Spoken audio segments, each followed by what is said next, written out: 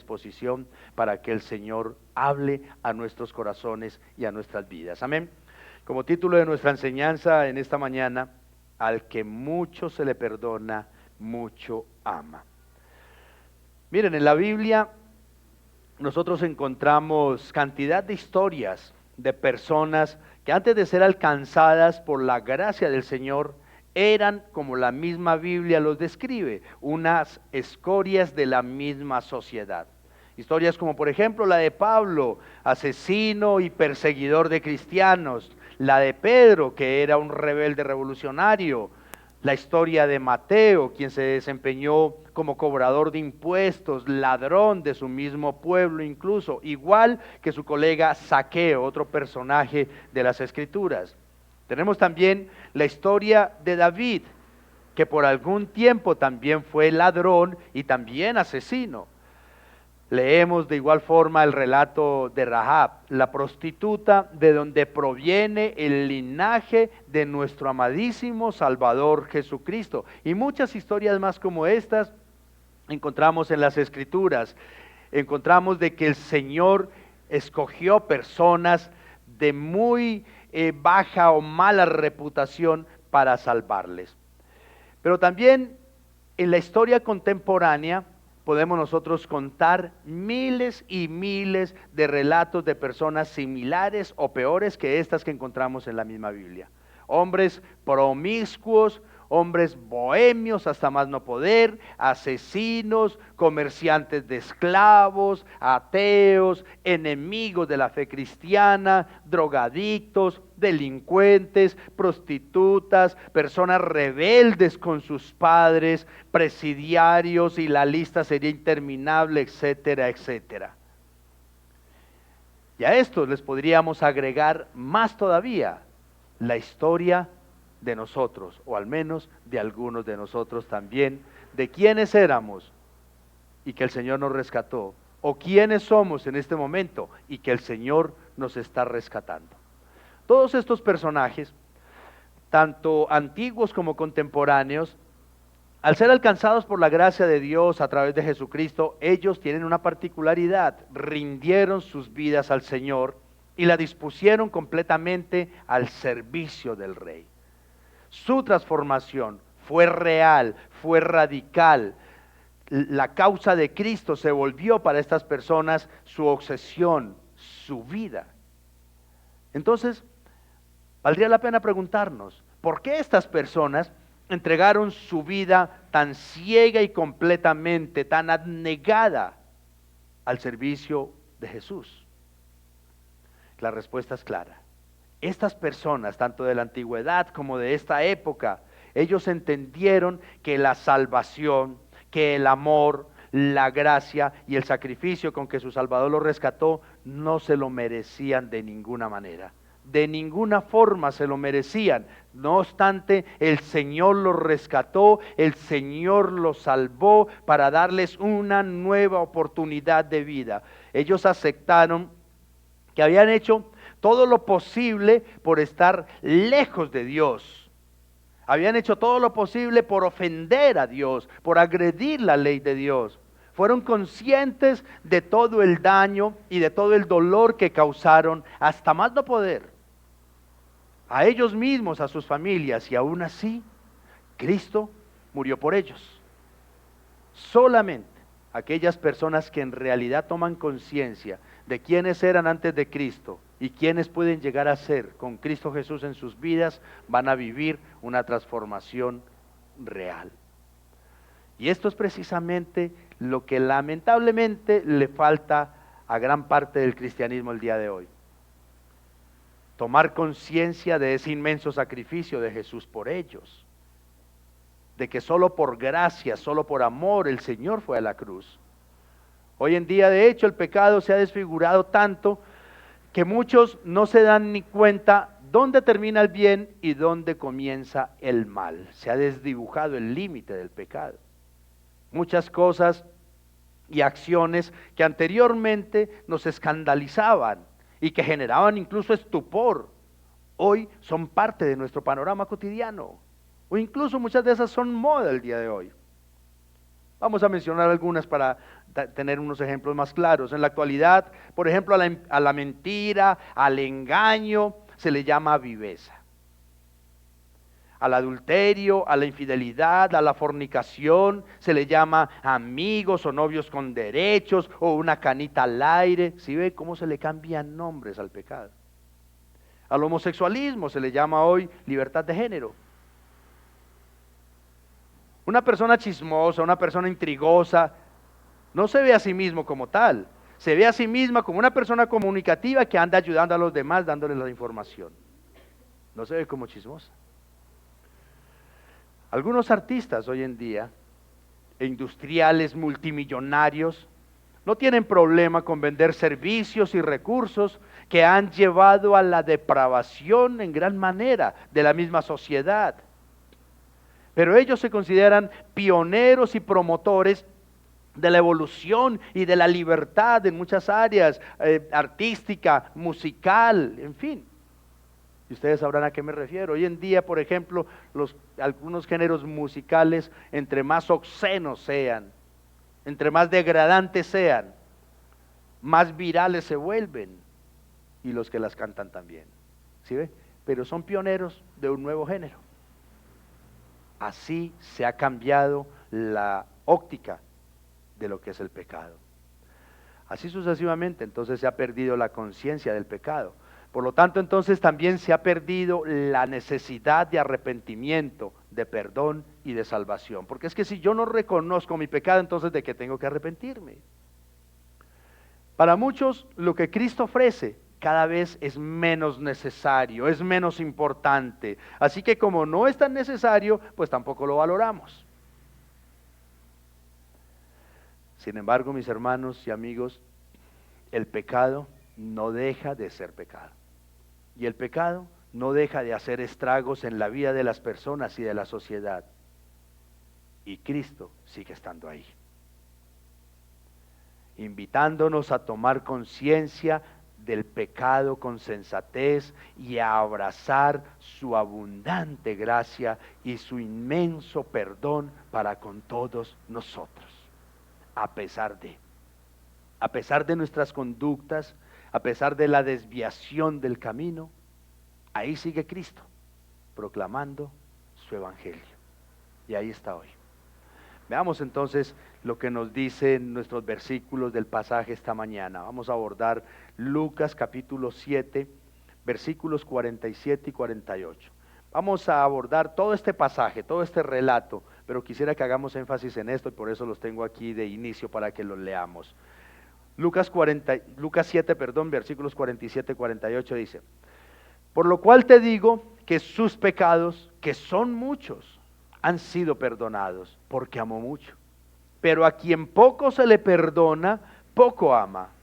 Entonces Jesús le dijo a la mujer: tus pecados han sido perdonados. Que el Señor bendiga su santa palabra. A modo de contextualización un poco, como ya sabemos, el Evangelio de Lucas fue escrito precisamente por Lucas, el médico amado, como lo llamó Pablo. Y está dirigido especialmente a una audiencia que por lo general gentil. Lucas es bastante detallado, es muy amplio en sus explicaciones y aclaraciones, en sus relatos, para dejar clarísimo que el Evangelio de Jesucristo es un evangelio incluyente, que abarca a todas las razas, a todas las culturas, pero que hace un especial énfasis en que Jesús vino a salvar lo que se había perdido. Eso es lo que quiere dejar muy, muy claro Lucas. Es decir, la misión de Jesús también tiene como principal objetivo llevar esas buenas nuevas de salvación y perdón de pecado por medio de la fe a todos aquellos que no formaban parte del pueblo de Dios en ese momento, eran paganos, impíos, desechados por la sociedad y por el mismo judaísmo. A esas personas, entonces Lucas quiere decirnos, a esas personas Jesús les quiere llegar con su mensaje de salvación. Como bien sabemos, el ministerio de Jesús inició en la región de Galilea, desde donde él empezó a llamar a sus discípulos, a enseñar y a proclamar las buenas nuevas. Y el mensaje de nuestro Salvador desde el comienzo fue un claro y un fuerte llamado al arrepentimiento. Arrepiéntanse, es decir, dejen su vida pasada, retomen una nueva vida con la ayuda del Espíritu Santo y sean perdonados por su fe y sean salvos. El Señor nunca escatimó tiempo ni palabras para invitar a los perdidos a conocer, a creer verdaderamente en el único Dios verdadero. Ni tampoco le negó amor, gracia, poder para sanar y para liberar a los afligidos y atormentados por enfermedades, por demonios o por su mismo pecado. Jesús siempre estuvo ahí con esa disposición para enseñar con sus palabras, pero también con sus acciones, lo que realmente era el perdón y el poder de Dios. Y de esta manera, para este entonces, cuando ya Jesús está teniendo este relato que nos presenta hoy Lucas, ya detrás de él viene una gran multitud de seguidores, una gran multitud de seguidores.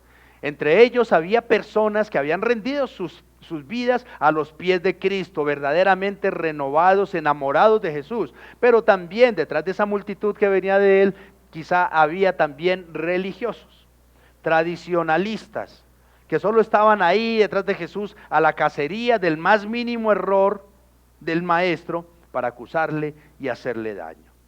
Y entre esos religiosos malintencionados se encontraba el personaje del que vamos a hablar, uno de los personajes de los que vamos a hablar en esta mañana, Simón el fariseo, quien invitó a Jesús a un banquete a su casa. Era una persona de buenas comodidades, tal vez económicas, tenía esa posibilidad de invitar al maestro a su casa para que otros escucharan. Así es que veamos cómo lo continúa relatando el evangelista Lucas. En primer lugar, veamos esto, vamos a tratar de subdividir nuestro pasaje en 4 escenas, por decirlo de alguna manera. En primer lugar, los personajes y su actitud frente a Jesús. Dice los versículos capítulo 7, versículos 36 al 38. Uno de los fariseos pidió a Jesús que comiera con él. Y entrando él en la casa del fariseo, se sentó a la mesa.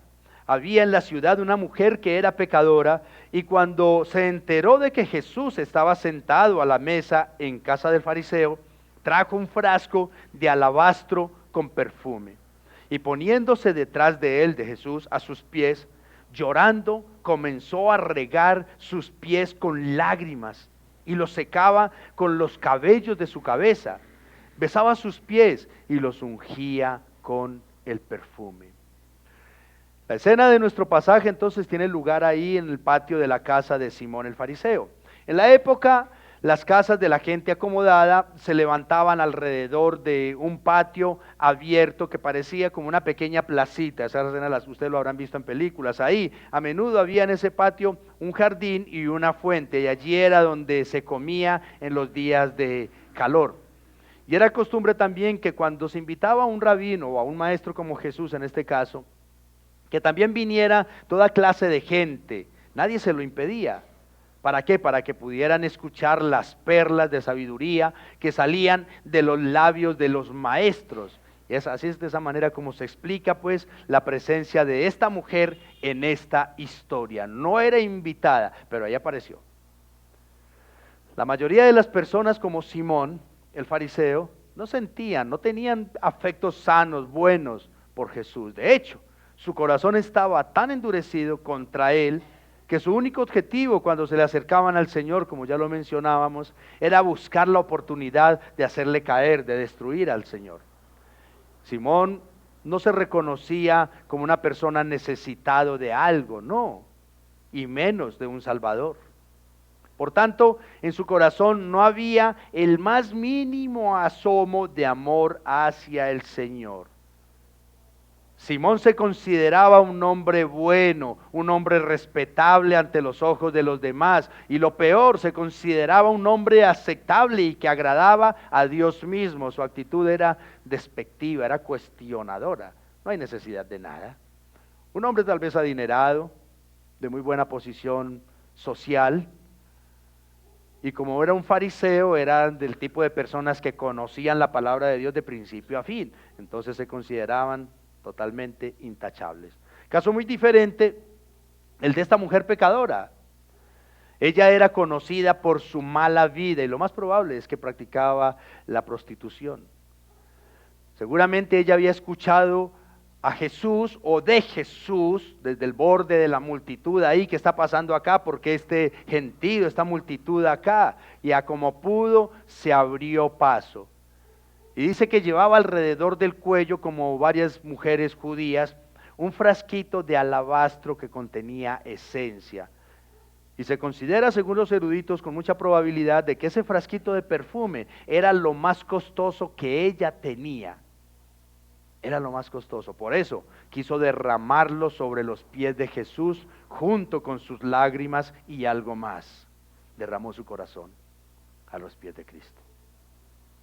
A diferencia de Simón el fariseo, esta mujer reconocía su suprema necesidad de ser rescatada y consecuentemente estaba entonces inundada de amor hacia el único que podía suplir esa necesidad, salvación, aceptación, y fue Jesús. La mujer reconoce que el Señor no la va a condenar, no la va a rechazar, como tal vez muchas personas lo hacían. Miren, si hoy en día, a causa del machismo de muchas personas, todavía la dignidad de algunas mujeres es pisoteada, imaginémonos en el primer siglo.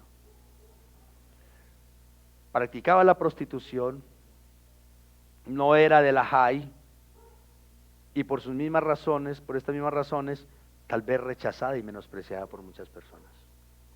Y aquí encuentra a alguien que le permite acercarse sin rechazarla. Así es que llega rendida, humillada y agradecida delante del Señor. Entonces yo quisiera preguntarles, mis amados hermanos, si estamos hablando de las dos formas en que este fariseo y esta mujer pecadora vieron a Jesús, preguntémonos para nosotros, ¿quién es Cristo para ustedes? ¿Quién es Cristo para mí? ¿Es una celebridad o es un personaje interesante y enigmático o es un elocuente maestro como lo era para Simón el fariseo? ¿O es tu Señor, es tu Salvador, el que te perdona, el que te restaura, el que te libera, el único que te puede rescatar y transformar como lo fue para la mujer pecadora? ¿Quién es Jesús para nosotros entonces? Muchos tienen la tendencia a creer que los mensajes evangelísticos van dirigidos solamente a los amigos, a los inconversos, para los que no conocen del evangelio aún, pero es claro de que el Señor por medio de los evangelios nos quiere hablar a todos nosotros. Porque tristemente, mis amados hermanos, tal vez algunos cristianos podamos estar incurriendo en lo mismo de Simón el fariseo: hipocresía, falsedad. Así es que la palabra todavía nos habla a todos. Ahora, mis amados, aunque suene odioso decirlo, este pasaje es un retrato de lo que se puede llegar a ver en algunos sectores de las congregaciones, de las iglesias. ¿Saben por qué? Porque hay dos clases de cristianos. En primer lugar, están los cristianos que viven en un estado de arrepentimiento genuino, que sienten el peso del pecado todos los días. Y no me refiero a todos los días estar culpándome de mi pecado, porque eso es pecado también. Me refiero a tomar conciencia del pecado con el que tengo que todos los días estar luchando, para lo cual necesito la gracia de Dios para que me sostenga y para que me fortalezca. Ese es un tipo de cristiano, el que es consciente de su pecado y de su necesidad del Señor. Pero está también otro tipo de cristiano. Están los cristianos que consideran que por su religiosidad, por su legalismo, ya están tocando el cielo con las manos. Para estos cristianos, el hecho de formar parte quizá de una congregación ya es sinónimo de santidad y de pureza. Y todos sabemos que eso no es así. Para ellos todo lo que hacen externamente es mucho más importante que lo que hay en sus corazones. Y Jesús quiere tocar, poner el dedo en la llaga, así como del fariseo, también de nosotros. Y hay dos tipos, hay dos clases de creyentes. Está el creyente cristiano que cree y confía profundamente en la obra salvadora de Jesucristo y le reconoce como su único Señor y Salvador. Pero también está el creyente que solamente cree. No tiene claro en quién cree ni cómo cree. Simplemente dicen, yo creo en Dios, pero a mi manera. Ese es otro tipo de creyente. Y seguramente nosotros lo hemos llegado a decir en algunos momentos. Como dice el dicho por ahí, el que no conoce a Dios, a cualquier santo le reza. Amados, no sé cuál entonces sea tu percepción frente a Cristo, ni tampoco sé cuál es tu actitud ante Él, no lo sé. Pero mis hermanos, sí quisiera que comprendamos que dependiendo de cómo nosotros vemos a Jesús, así mismo va a ser nuestra reacción y nuestra relación con el Salvador. Como ya lo hemos dicho muchas veces, si lo ves como el que te hace los mandados, como el personaje que habla con sabiduría, al que acudimos cada que tenemos una necesidad, entonces lo vamos a tratar con irreverencia, con arrogancia y hasta con menosprecio cuando no nos cumple lo que pedimos. Porque esa es una forma de ser cristianos, hermanos. Solamente buscamos al Señor como si el Señor fuera una pirámide, plata, plata, plata, o cada que tenemos crisis y luego lo desechamos. Por eso digo, ¿cómo vemos nosotros a Jesús? Porque si lo vemos entonces como nuestro Señor, como nuestro único Salvador, como nuestro Consolador, como nuestro Libertador, como nuestra única esperanza, entonces vamos a venir a Él no con exigencias ante el Señor, sino como esta mujer, humillados, avergonzados por nuestra inmundicia, por nuestra pecaminosidad, y vamos a derramar nuestras almas delante de Él, hermanos, y le vamos a entregar, como esta mujer le entregó lo más valioso. Y no fue el frasquito de loción, fue su corazón. Y entonces cuando nosotros reconocemos a Cristo, lo que realmente es, quien realmente es, no vendremos a Él con exigencias, sino a entregarle también lo más valioso que tenemos, nuestra misma vida, hermanos.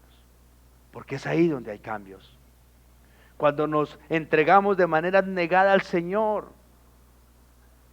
tal cual como fue la actitud de esta mujer pecadora, que vino a Él casi que sin esperanza, casi que sin esperanza. Pero qué bendición que cuando todos me rechazan a un lado y al otro, hay alguien que todavía tiene los brazos abiertos para decirnos, hey, vuelve a casa. Pero ¿cómo vamos a venir delante de Él? ¿Con qué actitud venimos delante del Señor? Veamos cómo prosigue el relato de Lucas. Eso nos lleva a una segunda escena, donde Jesús ilustra la actitud de Simón el fariseo y de la mujer pecadora. Veamos lo que dicen los versículos 39 al 41. Pero al ver esto, el fariseo que lo había invitado, dijo para sí en sus adentros, si este fuese un profeta, sabría quién y qué clase de mujer es la que lo está tocando, que es una pecadora. Y Jesús le dijo, Simón, tengo algo que decirte. Di, maestro, le contestó. Cierto prestamista tenía 2 deudores. Uno le debía 500 denarios y el otro 50 solamente. Dejemos por ahí. Simón, en lugar de gozarse, en lugar de alegrarse, en lugar de glorificar a Dios con la escena que estaba mirando de cómo los pecadores de la peor calaña, como esta mujer, venían y se rendían, se humillaban ante el Señor en busca de perdón, pero en lugar de alegrarse y de gozarse de eso, lo que hizo más bien fue juzgar y maquinar en su retorcido corazón. Así es que el Señor, que conoce lo que hay en el corazón de cada uno de nosotros, mis hermanos, mirando lo que Simón el fariseo estaba maquinando, le expone sus oscuros pensamientos con esta parábola, a través de la cual realmente no necesita el Señor, no necesitamos nosotros un análisis para entender, para encontrar una respuesta lógica. Tanto Simón como la mujer eran pecadores, así como usted y yo somos pecadores. Simón era culpable de pecados del espíritu, especialmente el orgullo, mientras que la mujer tal vez era culpable de pecados muy evidentes de la carne. Los pecados de la mujer eran visibles, eran conocidos por todos, mientras que los pecados de Simón estaban ocultos para todo el mundo, menos para Dios. Porque es que nosotros podemos estarnos carcomiendo del orgullo, de la envidia, y los de afuera ni darse cuenta, pero yo estar enfermo con el pecado canceroso dentro de mí. Ambos estaban entonces en absoluta bancarrota y no podían pagar su deuda ante el Señor. De hecho, Simón el fariseo estaba en igual o tal vez peor bancarrota espiritual que la mujer, pero él no se daba cuenta de eso. Eso es peor. Eso es como aquellas personas que están en crisis y no se han dado cuenta de que están en crisis económica y siguen malbaratando, malgastando, y cada vez la situación es peor. Así estaba Simón, en bancarrota espiritual y cada vez peor, más lejos del Señor, rechazando al único que le podía dar una nueva oportunidad de vida. Evidentemente la parábola no tiene que ver ni con la cantidad del pecado, no, en la vida de una persona, sino con la conciencia de ese pecado en nuestro corazón. Es con eso con lo que tiene que ver la parábola. Preguntémonos, ¿cuánto pecado debe de cometer una persona para ser pecadora? ¿Ustedes qué opinan? ¿Cuánto pecado debe de cometer alguien para considerarse pecador?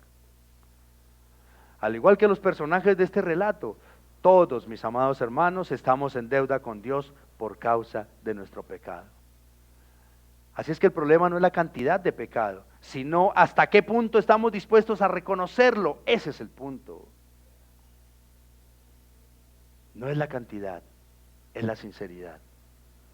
No se trata de culparnos los unos a los otros. Aquí nadie puede decir, yo soy más santo que los demás. Realmente ante Dios, todos, mis amados hermanos, somos pecadores. Aunque el pecado de muchos no se vea externamente, ante el Señor todos estamos expuestos y desnudos. Es posible que tal vez entre los cristianos que estamos aquí, presentes, ya no haya adúlteros, ya no haya delincuentes, tal vez puede ser que no haya drogadictos, pero seguramente en el corazón de algunos cristianos todavía puede haber orgullo, altivez, arrogancia, envidias, rencores, odios, deseos de intrigar y de chismosear, etcétera, etcétera.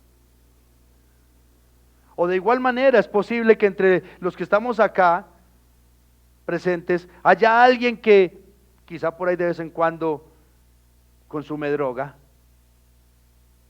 se embriaga, o que tal vez hasta aquí esté enguayabado. Cada uno sabrá. Que hasta ayer practicó un delito, o que le está haciendo infiel a su pareja. En fin, hermanos, está practicando algún pecado bastante visible tal vez en este momento. Así es que teniendo estos dos escenarios enfrente, yo pregunto, ¿quién está endeudado? ¿Y quién no está endeudado? ¿Quién debe más y quién debe menos con este escenario entonces? ¿Los cristianos que esconden su pecado o los inconversos que lo están practicando abiertamente? ¿Quién está más endeudado? ¿No es cierto que todos? Esa es la respuesta. Esa es la respuesta. Todos estamos en bancarrota delante del Señor. El punto es entonces, ¿qué tan sinceros, qué tan sensatos somos nosotros como para reconocer la deuda que tenemos del pecado y arrepentirnos de él genuinamente? Mire, puede ser que aquí haya padres de familia que le echan cantaleta a los hijos para que vayan a la iglesia, le echan cantaleta a los hijos para que dejen la droga, le echan cantaleta a los hijos para que dejen el licor, pero en sus corazones están adulterando. En sus corazones están más desviados que sus mismos hijos a los que intentan corregir. Suele suceder, mis hermanos. Por eso Jesús hoy nos ha invitado a que miremos nuestro corazón. Si somos inconversos, veamos nuestro corazón desde el ángulo de esta mujer pecadora. Y si somos cristianos, veamos nuestro corazón desde el ángulo de este religioso hipócrita. Porque a todos nos habla la palabra del Señor. Pero veamos la explicación en el tercer encabezado, la explicación y la confrontación de Jesús hacia este fariseo. Vuelvo a releer desde el versículo 41 nuevamente, dice al 46. Cierto prestamista tenía 2 deudores, Jesús con su parábola. Uno le debía 500 denarios y el otro 50. Y no teniendo ellos con qué pagar, perdonó generosamente a los 2. ¿Cuál de ellos entonces lo amará más? Supongo que aquel a quien le perdonó más, respondió Simón, este fariseo. Y Jesús le dijo, has juzgado correctamente, estás en lo correcto. Y volviéndose hacia la mujer, le dijo a Simón, ¿ves a esta mujer? Yo entré a tu casa y no me diste agua para mis pies, pero ella ha regado mis pies con sus lágrimas y los ha secado con sus cabellos. No me diste beso, pero ella desde que entré no ha cesado de besar mis pies. No ungiste mi cabeza con aceite, pero ella ungió mis pies con perfume. ¿Qué diferencia? Jesús le formula entonces esta pregunta con la cual Simón mismo se está condenando ahora. Con la explicación que el Señor le da al fariseo, está desenmascarando la actitud arrogante y pecaminosa del fariseo. En ningún momento el Señor le está reclamando porque fuiste descortés, Simón, no me atendiste como yo me merecía. No, no es eso.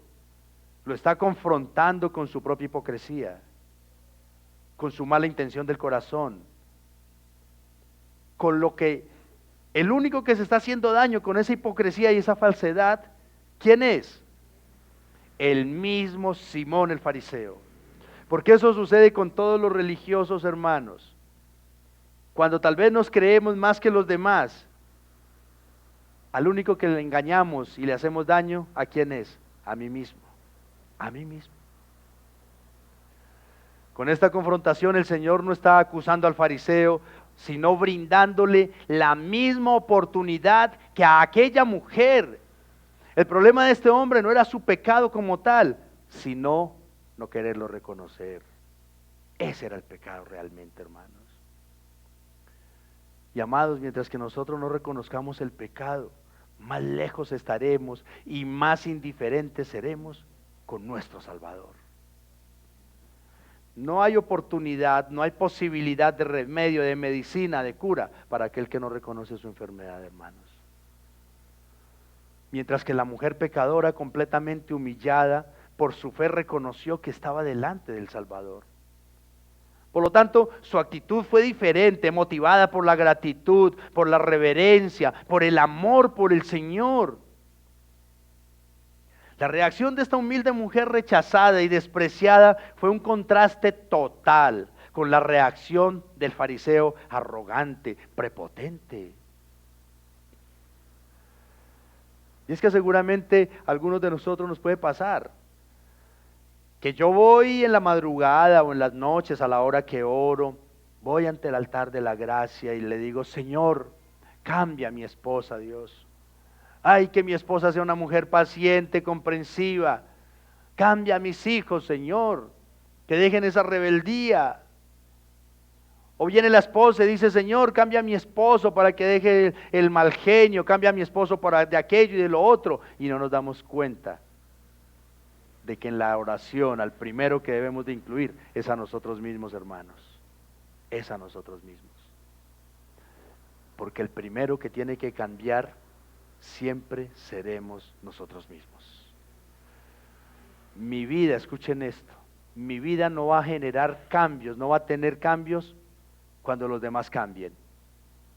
Mi vida va a ser transformada y va a cambiar cuando el Señor obre en mi corazón y yo mismo cambie.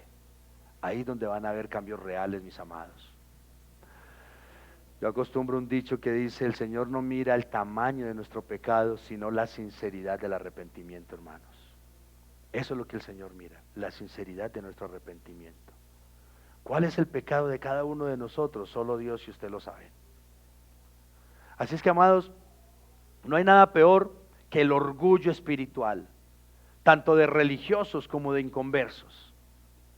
Al igual que a Simón, el Señor hoy a nosotros también tampoco nos está acusando,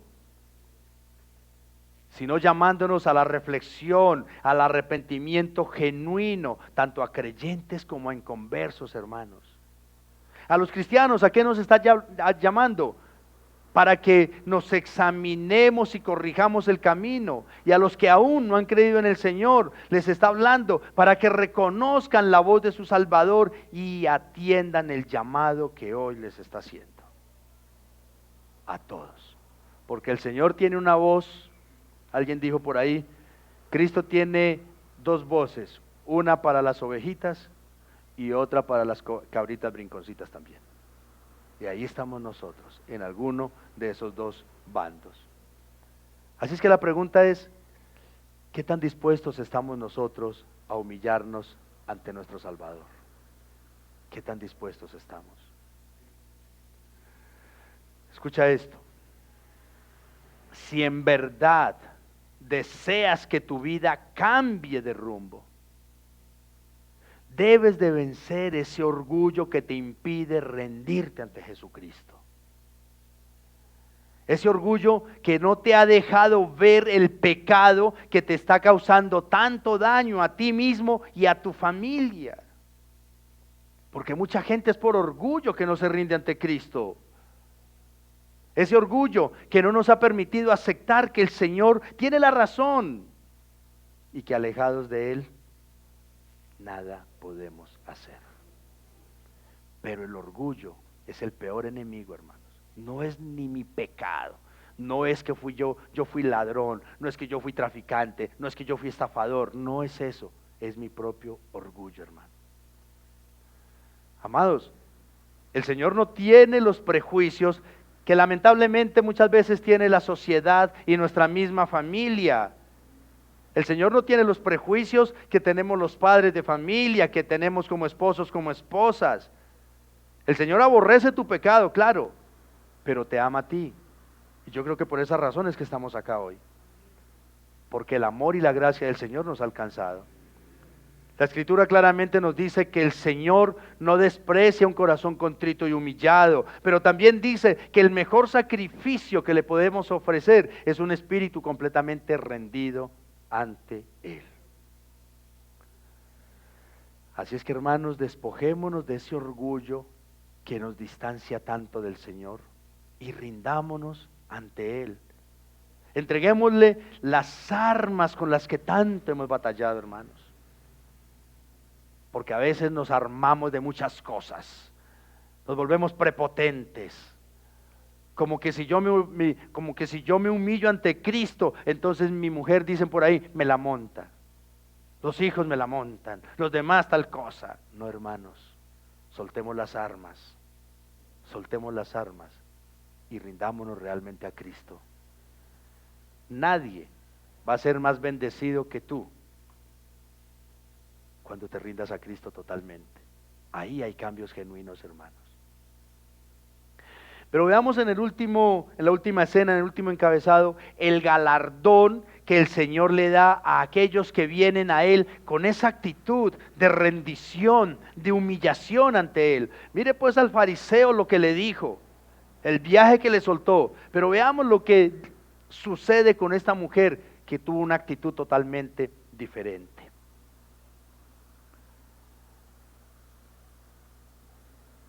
Dicen los versículos 47 al 50.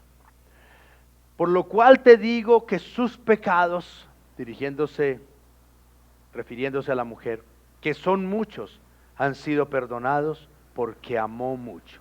Pero a quien poco se le perdona, poco ama. Entonces Jesús le dijo a la mujer, tus pecados han sido perdonados. Los que estaban sentados a la mesa con él comenzaron a decir entre sí, ¿quién es este que hasta pecados perdona? Pero Jesús dijo a la mujer, tu fe te ha salvado, vete en paz. Qué bendición. Qué galardón, hermanos.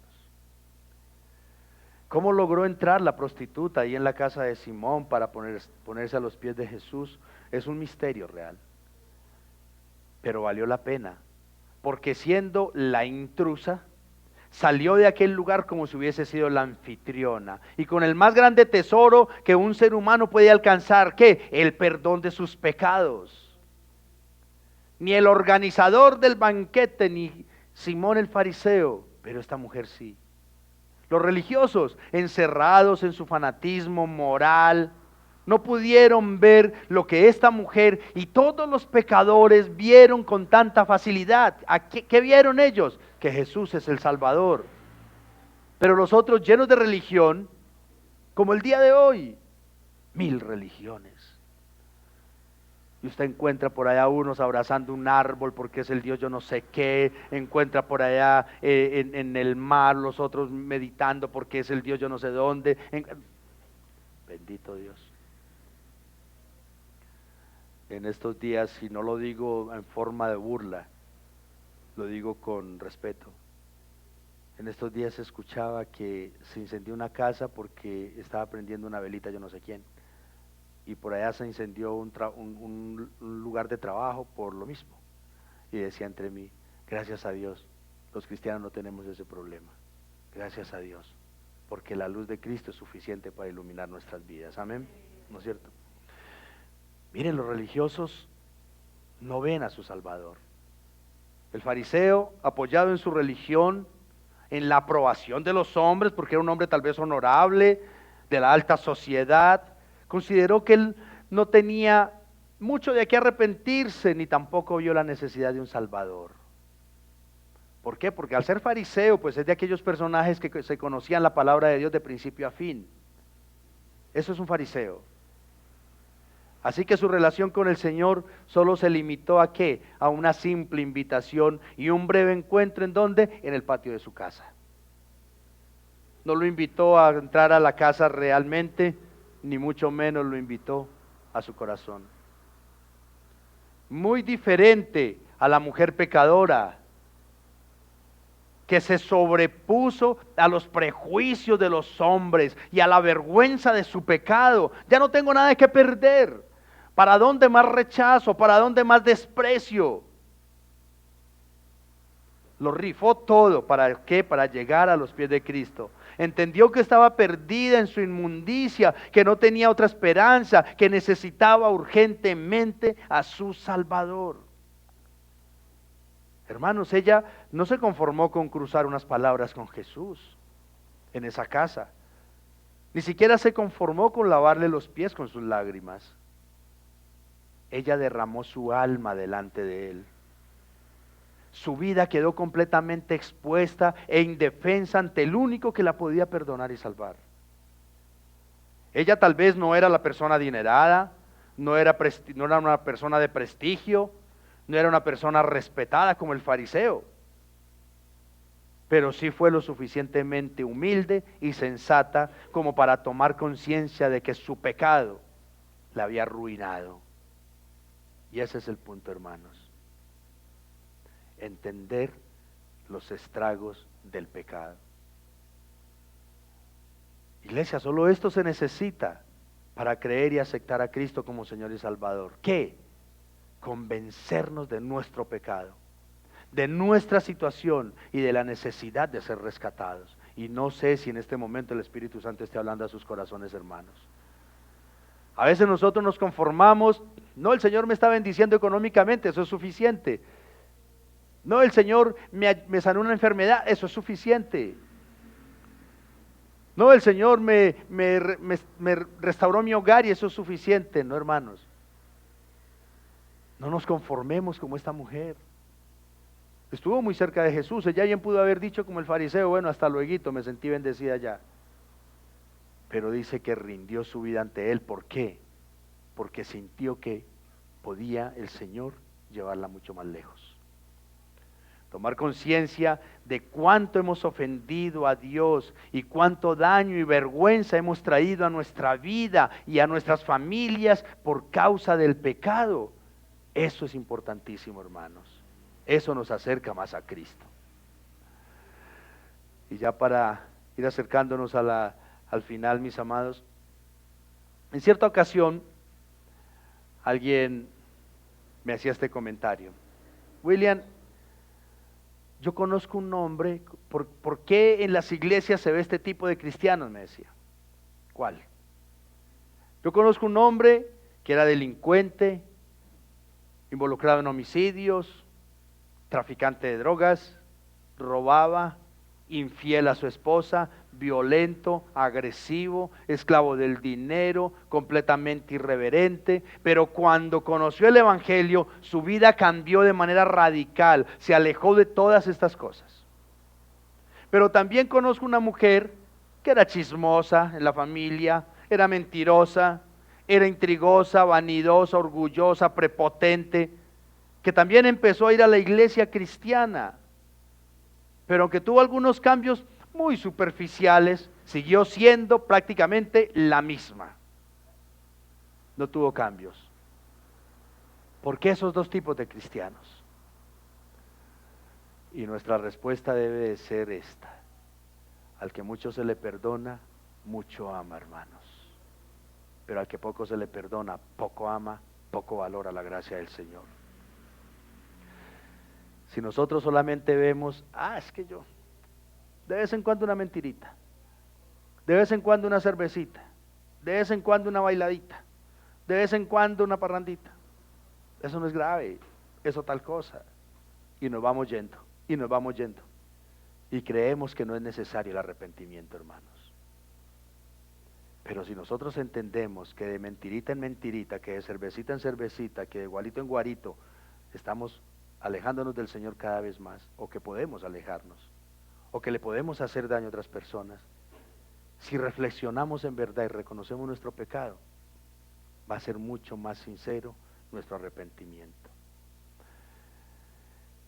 El hombre de esta historia, de esta ilustración final, fue consciente del tamaño de su pecado y del derroche de gracia que el Señor derramó sobre él para perdonarle. Él fue consciente de eso.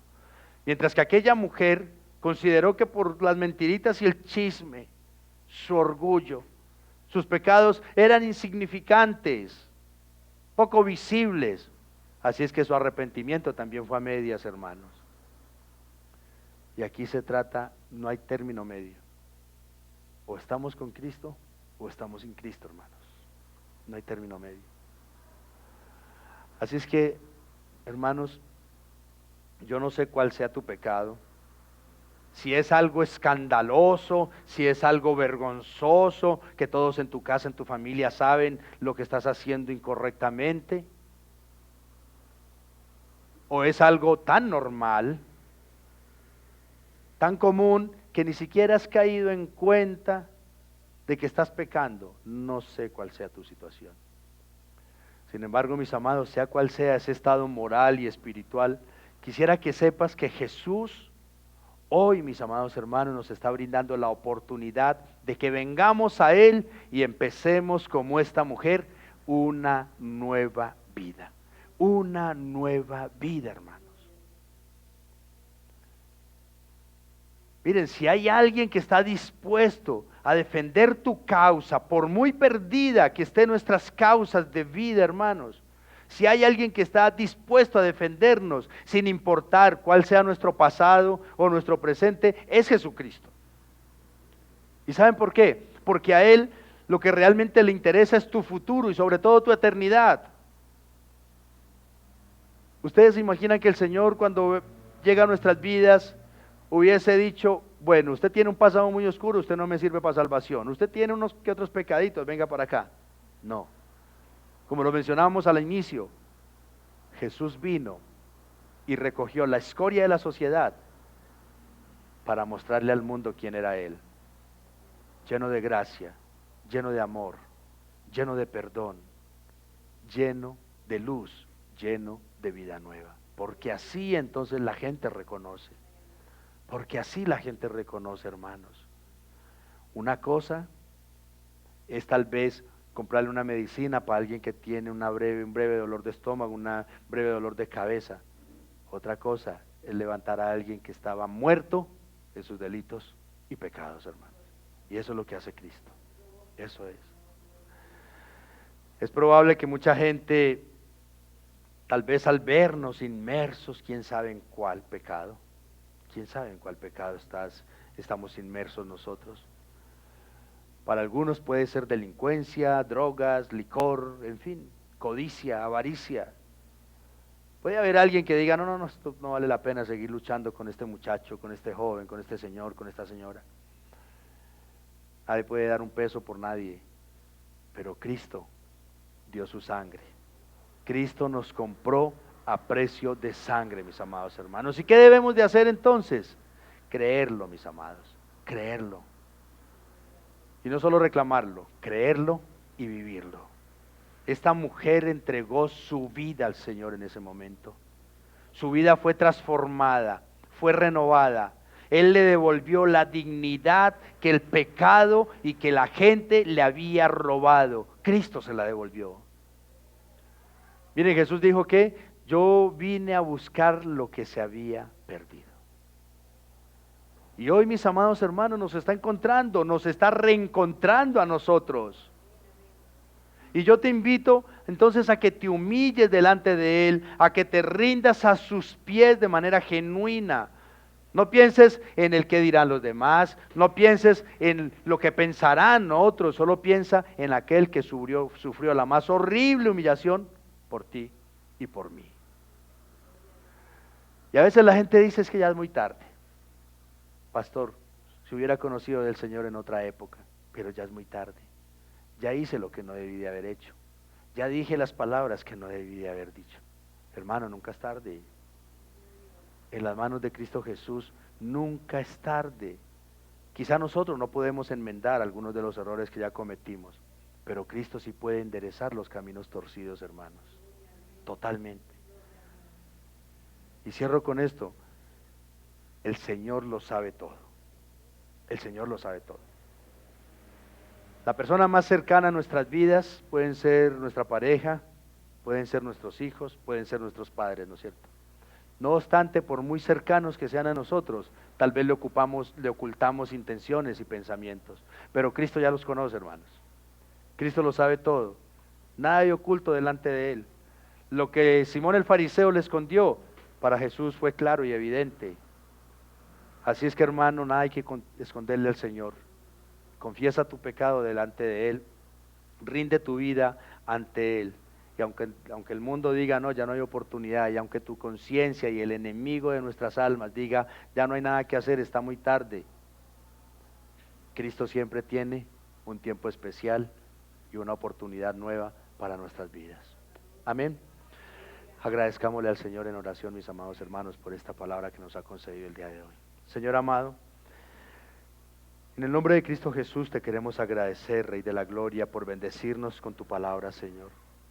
Gracias, Dios mío santo, porque, Señor, quizá en algunos tiempos